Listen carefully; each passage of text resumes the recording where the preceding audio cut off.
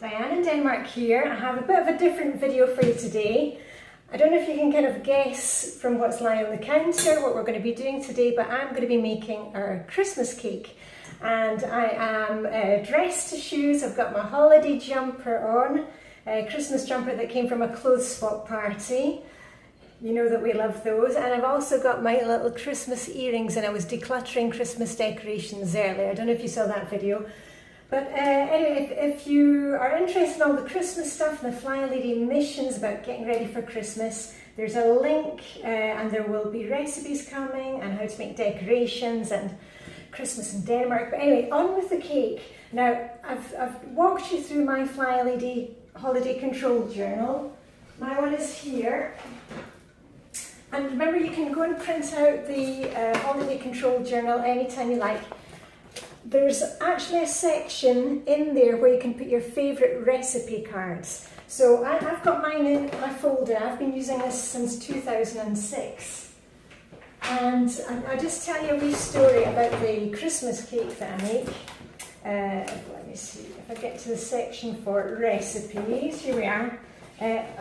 There's my one printed out, and what I like to make, and you know, chocolate fudge, and pebernuller, the Danish cookies. Anyway, what I've been making since 2007 is a last minute Christmas mincemeat cake, and it's a Delia Smith recipe.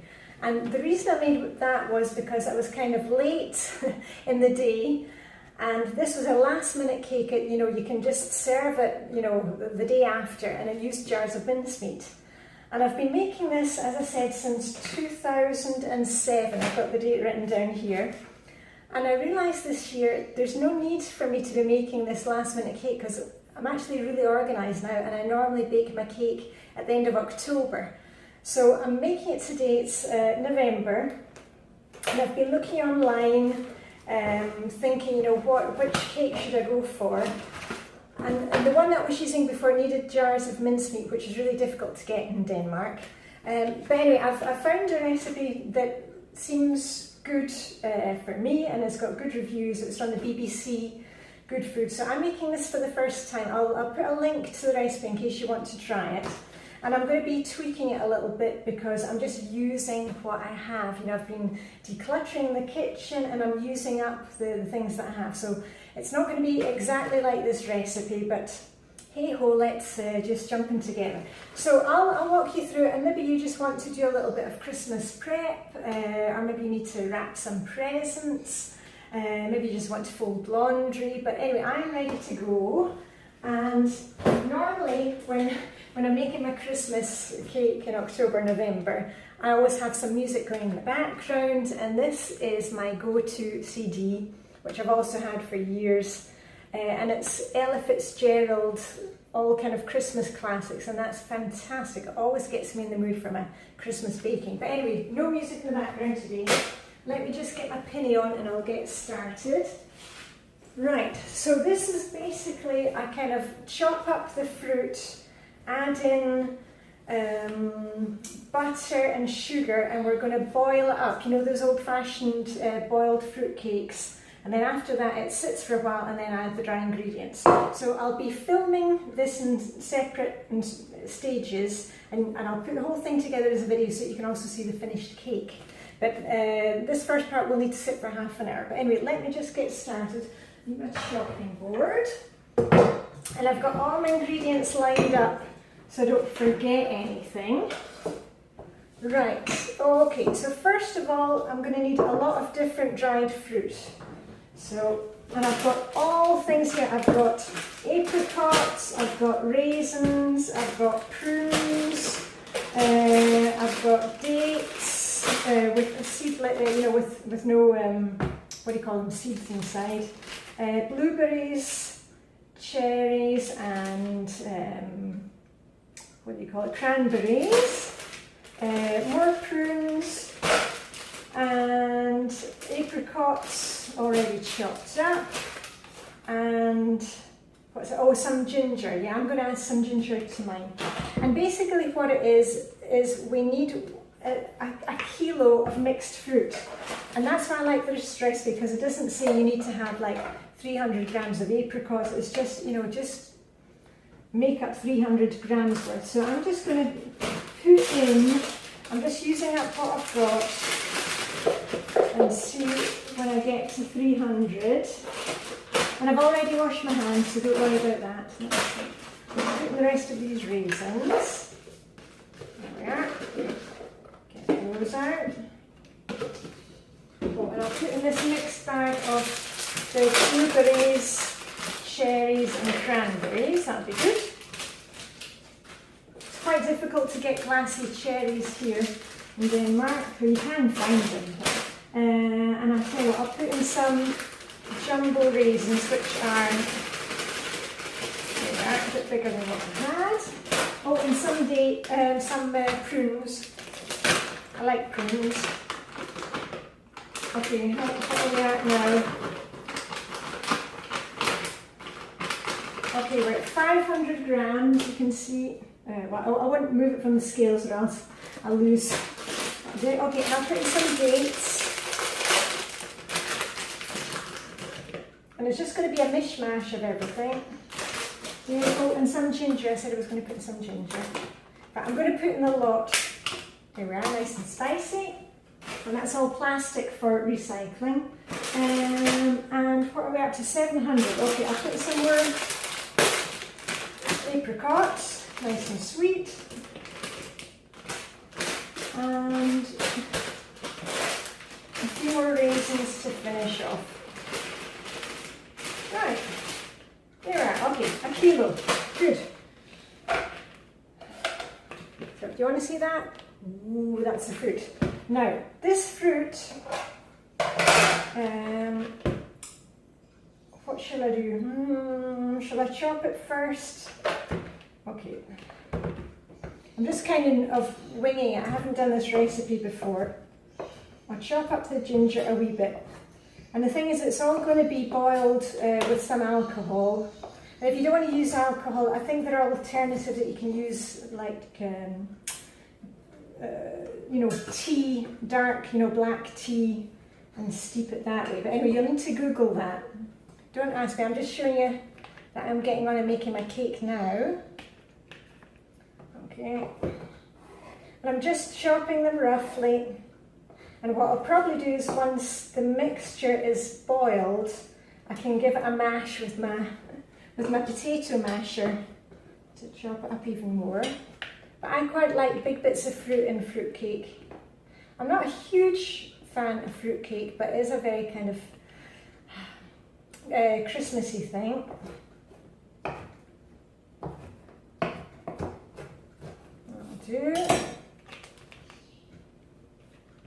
And it would have made more sense to put in the currants and the raisins first. But anyway, hey ho. Nobody's perfect, and I've said before, this is not a cookery channel. This is just to give you a wee bit of inspiration and show you that you can just get on and do it, and it doesn't have to be done perfectly. You don't have to follow the recipe exactly. Right, all these raisins can go in without me chopping them up. I'm just pulling out the big ones. Do it. There we are. Okay, this needs chopped. Oh, hold on.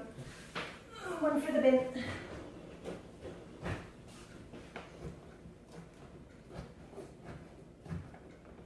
Chop, chop, chop, instead of the scoosh, scoosh, scoosh when I'm doing the windows. Chop, chop, chop. Okay, chop, chop, let's get it done. And we are running. Right, all this can go in the pot, and then we get to the fun part.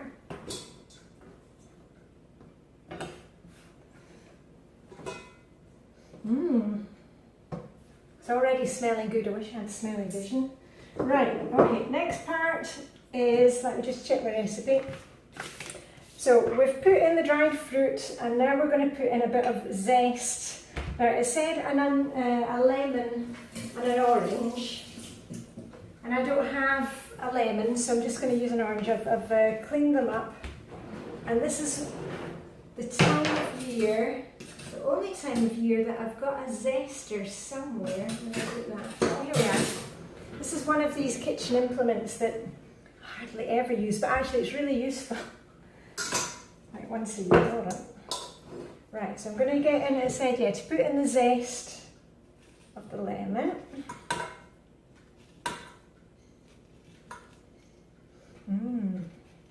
Remember not to go right down to the white part, to the pith. Don't take the pith, because that's bitter. It's beginning to look a lot like Christmas. Okay, that'll do for one. Right, so we're taking the pith, the zest, sorry. Taking the zest first. And then I'll cut them in half and get the juice. Right, and I'm not quite sure how long this video is going to be, but it may be over the, you know, the magic Flylady 15 minutes, but, you know, you just have to bear with me. And you could probably get quite a lot of laundry folded if it takes half an hour. Right, okay, that's it for the zest. That goes in the sink, so I can get that in the dishwasher a bit later. Right, and then, let me get my, where's that? Here we are. So now we want the juice. Now it said the juice of 1 orange and 1 lemon. I'll tell you what, I will take some, I've got lemon juice, you know, ready squeezed in the fridge. I'll take some of that. There we are. Remember, we're just kind of making it up as we go along. Good scoosh, oh scoosh, scoosh. There was a scoosh, scoosh, scoosh anyway. Okay, back in the fridge.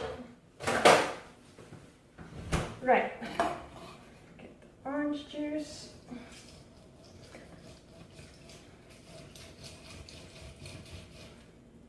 Right, that'll do for that. That's 1.5. And the other. I'm just reading the recipe as I squeeze. Okay, dried fruit, zest and juice. There we are, that's all in. Good.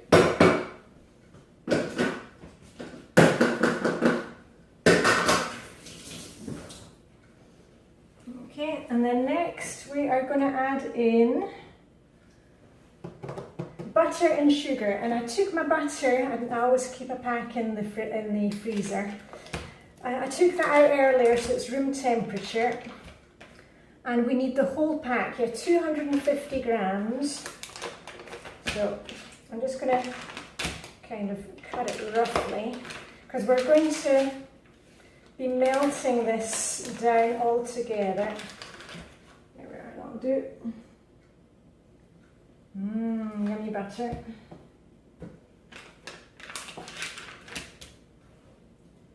There we go. That's the butter. There's that. And then, oh yeah, and the sugar. Want to see how it looks so far? There we are. Then we're going to add the sugar.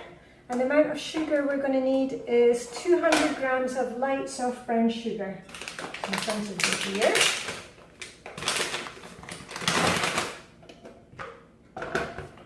What did I say? 200 grams.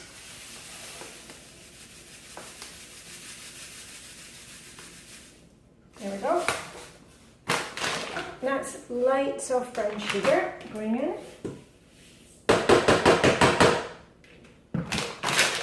Oh, and maybe I should have told you what the size of the cake tin is. It's a 20 centimetre cake tin, which is ideal for me because that is the one that I have from IKEA. So that's the tin that I'll be using. Okay, and then the last thing that goes in here is some alcohol. And we need, let me see, butter and sugar. And we need, where am I? 150 millilitres. Now it says you can use brandy, sherry, whiskey or rum. And I was going to use this, actually I've got some old port, I can use that for that, and I've also got some rum. I'm not going to use this one because I'll show you also in this video a really quick kind of dessert thing that you can do with this sherry. Let me see if there's 150 left in here.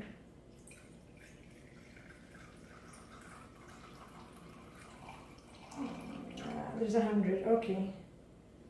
100 in there. Okay, so I need a wee bit more, and that's a bottle for recycling. And I really don't think it matters if you kind of mix what you've got. It's just as long as it's alcohol to give it a wee bit of boost of flavour. Right, 150. One for the chef, no. One for the chef, no. Right, put that there, and I'll remind me to tell you about the dessert. Right, pour that over. It smells good already. Okay, and then with this, we are going to bring it to the boil and simmer for 5 minutes. So what I'll do is, I'll do that and then I'll show you once I've done it because it needs to cool for 30 minutes afterwards. So let me just stop the video here and I will get that on the go so you're not going to hang around for half an hour waiting. Right, I've just brought it to the boil as you can see, and now I'm just going to turn it down and let it simmer for 5 minutes. And then take it off the heat after that and let it cool down for half an hour. Right, the 30 minutes is up and I gave it a wee mash with my potato masher, but actually it looks fine and I don't mind some of the bigger bits going to the cake. I have to say it smells absolutely fantastic, and I just had a wee taste of it. I couldn't resist, and the only thing I can describe it as is like Christmas jam, you know, marmalade. It tastes fantastic. And some of the reviews of the recipe said that people actually ate it like a dessert with some whipped cream or clotted cream, and I can understand why. It's fantastic. It's buttery, sugary, just that slight touch of alcohol. And anyway, let me get the next stage, which is adding the dry ingredients. So I'll turn you around. So we're going to add the dry ingredients and the eggs to the cooked mixture. And I just have to tell you, I recorded this yesterday, this segment, and I realised last night and I deleted the wrong thing. So I have to re-record it. The rest of the video is fine. You'll see it going in the oven and cooking. But anyway, I can walk you through the process. And this part of the cake is not the sexy part. You know, we're just adding the dry stuff. Anyway, let's get to it. So the mixture had cooled down and it smelled fantastic. And then the next thing you're going to do is add the dry ingredients, as I said. So it's 175 grams of plain flour, you know, just basic flour. It's not self-raising. If you've got self-raising, just use that, won't matter. So I mixed in that. Hold on, let me just get my, yeah, because everything was washed up yesterday and put away. So I used my wooden spoon. So I mixed that into the hot stuff. I put the flour in first. And then the next thing it said was 100 grams of ground almonds. Now, I didn't have ground almonds, so what I did was I used my kitchen machine, and I always keep a lot of almonds here. You know, almonds are very good. You know, I eat a handful every day because they keep you regular. And if you've ever had kids and, you know, after that had problems, eat a handful of almonds every day. So I've got almonds always in the fridge. So I ground in my machine 100 grams and I added those. So those went in. And then after that, let me see, ground almonds, then baking powder. That was just half a teaspoon, not very much. And then, according to the recipe, it's 2 teaspoons of mixed spice. Now, you can't get mixed spice in Denmark. I don't know if you can get it where you are. So I just came up with a mixture And mixed spices, basically things like cinnamon, coriander, cardamom, and also cloves. I don't like cloves, so I didn't bother with that. And I had already put, do you remember I put ginger, chopped up ginger in the cake? So I added a good, I was going to say like a scoosh, you know, like when I do with the windows. A good shake of each of those. And the next part was, it said 100 grams of flaked almonds. Now, I didn't have flaked almonds, but I actually had, I recovered this from the recycling. I had some chopped almonds that I had from Sweden that need used up within the next 2 weeks. So I popped those in. If you've got flaked almonds, that's great. Remember, you don't need to be doing this recipe, it's just to give you some inspiration. And then I put in the eggs, mixed in 4 eggs, one at a time. And those were at room temperature just because I took them out while I was waiting for the fruit mixture to cool down. And the last thing it said vanilla extract.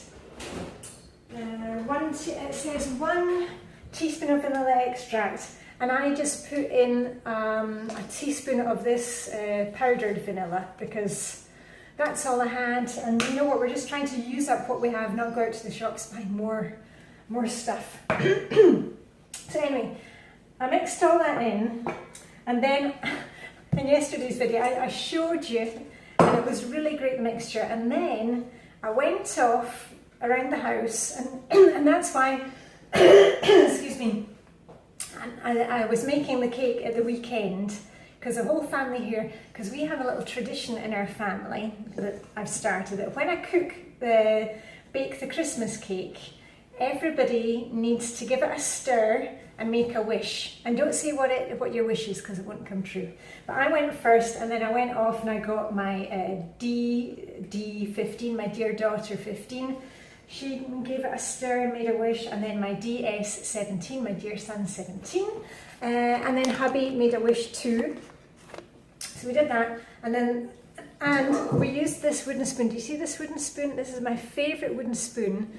This is a wooden spoon. It's not a perfectly carved one, but my DS17, he carved this, gosh, when was it? Probably when he was in woodwork at school, when he was about 8 or 9 years old. And I love this spoon. You may have seen when I've been decluttering the kitchen. I'll never declutter this one. So anyway, everybody mixed and made a wish. And then I'll just quickly talk you through the tin, because the next thing is to put it, you know, obviously into the tin and into the oven. And you'll see that in the rest of the video. The rest of the videos were okay. Didn't manage to delete those. Anyway. Now, when you're making a fruit cake like this one that's really heavy and lots of, you know, it's got alcohol in it and the sugar and the butter, it's going into the oven for 2 hours. That's a long time, and it's on a low heat. It was 130 Celsius if you're using the fan, 150 if you're using just without the fan. That's what I did. And here's actually the papers. It's a 20 centimetre tin, which is fine because that's what I've got from IKEA. I've got a standard IKEA tin. And you're going to line it with 2 sheets of greaseproof paper. So 1, and then 2, like that. And then also the recipe said to wrap it with newspaper. 2 sheets of newspaper around the outside, but you know that Buffalo Girls, anyway, and tie the string to secure. So I got the local newspaper and tore off some strips, and this is the bit where you probably need a hand. Get a piece of string and tie it round. And this ain't easy, but anyway, gotta hold on to it and tie it as best you can. And that's going to protect it so it doesn't burn the cake. Alright. So then after you've done that, you're going to pour your whole mixture in. Give it a thump to let the mixture go down, and then smooth it off with a spatula and into the oven. And from here on, you will see the video as I made yesterday, and it will all kind of hang together and you'll see the finished cake. Right, okay, let's get it into the oven. Right, that's it in the oven at the beginning, and I'm not using the fan, I'm just using it at 130, otherwise, 150 centigrade Celsius, and that would be 130 if you're using the fan. Right, I'm just taking a wee look after it's been in for an hour, and it smells fantastic. I've turned it round halfway, as you can see by the string. It smells really good. Okay, I'll check again in about 45 minutes. Right, the 2 hours are up, and I've just taken the cake out of the oven. We've just actually finished our dinner, and the family have skedaddled out the way so they're not in the video. I'll be doing kitchen cleanup. And let me just tell you, you can see now it's dark outside. I'll just put up the light so you can actually see the cake. Oh, that's a wee bit much. Let me go down a bit. There we are. Oh, okay. So, here's the cake. And it looks and smells fantastic. There you go. And it didn't say to check it with a skewer. So I just left it for the 2 hours, and it doesn't look like it's got too dark or burnt. But then on the recipe it says, remove the cake from the oven, poke holes in it with a skewer, and spoon over 2 tablespoons of your chosen alcohol. So I'm going to use this sherry, because I've put the other stuff away now, and I'm just going to make some holes and spoon over 2 tablespoons. And then what you're going to do is you're going to feed the cake every 2 weeks, every fortnight. I'll do it at the end of my weekly home blessing, because that's a little trigger for me to remember. And you keep feeding it until you're going to decorate the cake, but you stop like a week before so that the cake can kind of dry out slightly. This is fantastic stuff. Okay, 2 tablespoons it said. And you have to let the cake cool in the tin. So I'll leave it here overnight, and I'll try and get a picture tomorrow morning before I upload the video so you can see out of its newspaper. The newspaper didn't burn. Let me see if I can, there we are, so you can actually see it. Yeah. Okay, so I've covered it with 2 tablespoons of sherry, or whatever alcohol you're using. Remember, you'll need to Google it if you don't want to use the alcohol and use tea or something. Right, and when I'm finished this cake and when it's cooled and and I've fed it for a few weeks, what I'm going to do with mine when I decorate it is take some marzipan. You will have seen me out on R&D the other day. I managed to get a good deal in marzipan. I roll the marzipan out really thinly, and then on top of that, well, first of all, a wee bit of jam to make it stick, then the marzipan, and then after that I'm going to do a layer of fondant, the soft white icing, and put that over the cake and decorate it. But you'll see that when we get closer to Christmas. And I said to you, I always tell you something about this sherry, how you can make a wee dessert with it. Hold on, there we are, so my head isn't cut off. If you've got, like raisins or currants or prunes, I can't remember where I saw this. I think it was either Nigella Lawson or maybe it was Delia Smith. I'll need to check my books. I put my books away. But all you do is you take a wee jar, if you've got any jars left over, fill them up with your fruit, and then you pour this sherry over. Now, you may not be able to get this sherry, I don't know, but I managed to find it in Denmark. And it's Pedro Ximenez. I hope I pronounced that correctly. There we are. So we're looking at it. And it's very sweet sherry, and it's, let me see, I can pour out a wee glass. See? Just for the sake of science, of course. I wasn't sure what it's like. It's a bit thicker. Very sweet. Can you see that? There's the sherry there. Hold on. It's really, really sweet, almost like a sugar syrup. And all you do is you fill up your glass jar with this sherry. There we are. So your fruit is covered, and this makes a really good wee Christmas gift, clutter-free gift. Put the lid on it, and then within the next couple of days, just top it up so the fruit is always steeped in the sherry.